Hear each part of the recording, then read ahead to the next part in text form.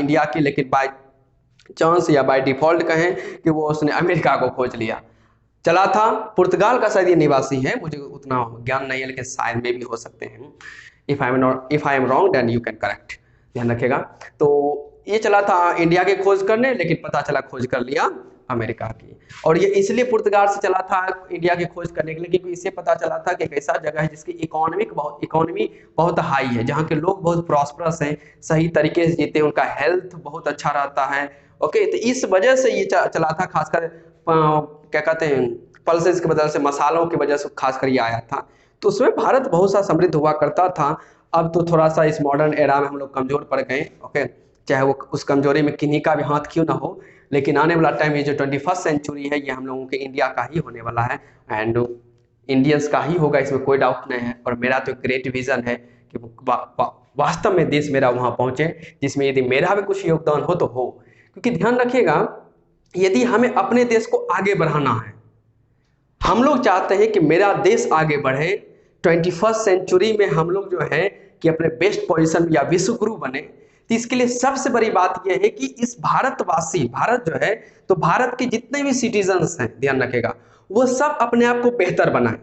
एक भी इंसान यदि भारत का समय को बर्बाद कर रहा है, ध्यान रखेगा, एक भी यदि अपने समय को बर्बाद कर रहा है, तो कहीं ना कहीं हमारा देश भारत कमजोर हो रहा है, हमारा देश भारत कमजोर हो रहा है।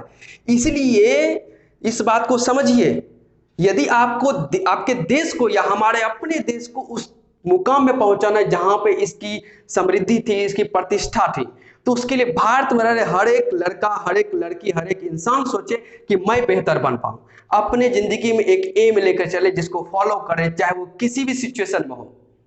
तो हम लोगों को अपने बारे में जब सोचिएगा ना, अपने बारे में मैं कैसे समृद्ध हो पाऊं, मैं कैसे काम कर पाऊं, तो जब आप अपने बारे में सोचिएगा तो दूसरों के बारे में भी ऑटोमेटिक वो इंपैक्ट करेगा। यदि आज आप कुछ बन जाते हैं, सिर्फ आपने, आपके आसपास की फैमिली, जो आपकी फैमिली है, आसपास के जो लोग हैं, वह भी एक एम लेकर चलने लगते हैं, गोल लेकर चलते हैं कि हाँ अब मुझे कुछ अचीव करना है।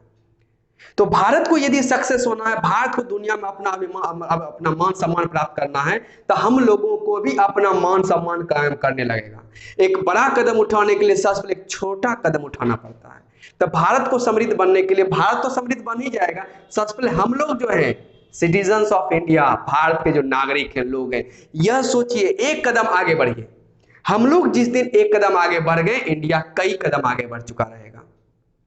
तो भारत को समृद्ध बनने के लिए कई सारे वर्क चल रहे हैं, उसमें आप भी पार्टिसिपेट कीजिए। और यदि वो लग रहा है कि नहीं वर्क नहीं है, तो वर्क को एनालिसिस कीजिए, उसको फाइंड कीजिए, रिसर्च कीजिए और कुछ ना कुछ कीजिए।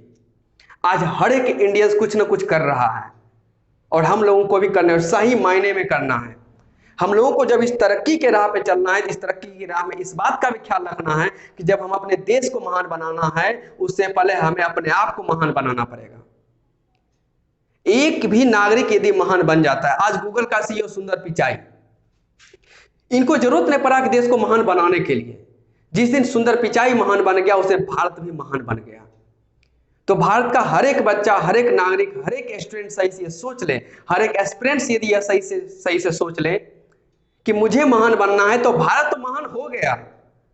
भारत महान तभी बन सकता है जब हम लोग अपने गोल को अचीव करें, पैशनेटली, सब्र से, ओके, एनर्जेटिक वे से।